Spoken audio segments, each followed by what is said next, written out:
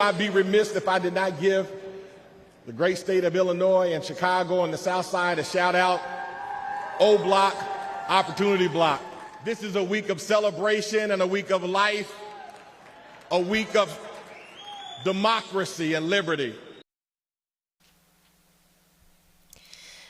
That is Chicago pastor Corey Brooks giving the closing prayer last night at the Republican National Convention here in Milwaukee. You may remember him for camping out on a Woodlawn rooftop to raise money for a community center.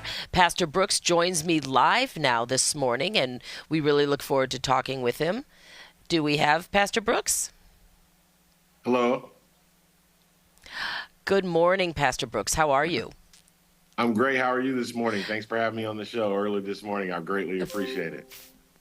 Thank you for being with us. So first I have to ask you, how did you come to give the closing prayer at the RNC here? And in all seriousness, and I don't know this, are you a longtime Donald Trump supporter? So I was contacted several weeks ago, and they notified me, and we just were not able to announce it or tell anyone. Because they were telling us that they didn't want anyone to speak about who was going to be on the platform to present. So I didn't get a chance to let everyone know until the last minute. However, it was a tremendous blessing, and I'm so thankful and grateful that I had the chance to participate. And as far as it being a longtime Trump supporter, I've supported the Republican Party. I'm a conservative Republican, and of course, he's our nominee, and so of course I'm going to support him. Do you think, I know that obviously you have been a passionate and outspoken critic, if you will, regarding crime in Chicago. You've done a lot to try to change that tide. Do you think that if Donald Trump is reelected, he can help when it comes to crime in Chicago, especially considering that back in 2016, he said he would fix crime in big cities, and honestly, nothing from my perspective really changed? Well, that may be from your perspective, but there may be a lot of other people who feel totally different.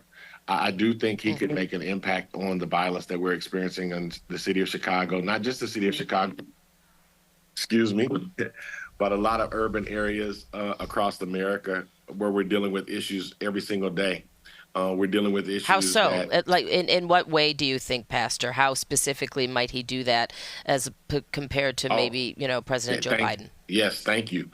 One is the border. One of the crises that we're experiencing in America is this border crisis.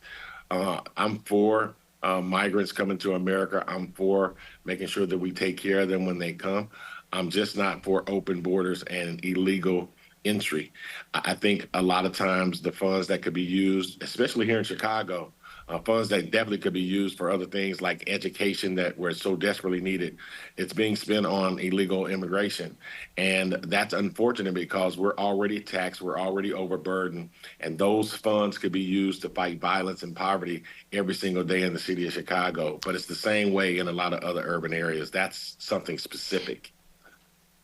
Do you think that the black community in Chicago or maybe even beyond Chicago shares your views? Or if not, how does the Republican Party need to win over black voters?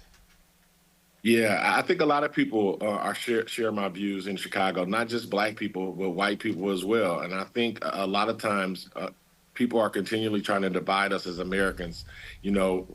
I'm a black man, but I'm also an American.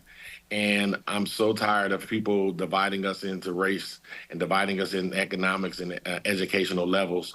My prayer is, and this is the exact same thing I prayed for last night, is that we would be one and that we would become the United States of America, and we wouldn't keep getting caught up on the division of color.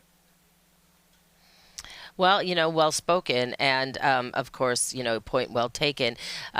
But politically, often it does come down to saying, okay, there's one message for one group, another message for another. But I really appreciate your insight, and we look forward to talking to you more. Do you think you'll have any involvement even outside of the DNC at all, or continue to try to get your message across?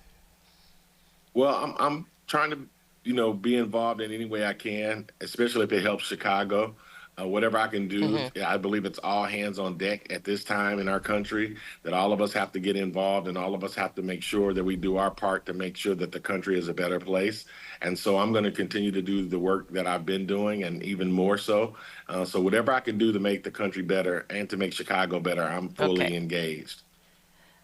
All right, Pastor Corey Brooks, thanks so much for joining us, especially so early after you gave your prayer here at the RNC late last night. Have a great day.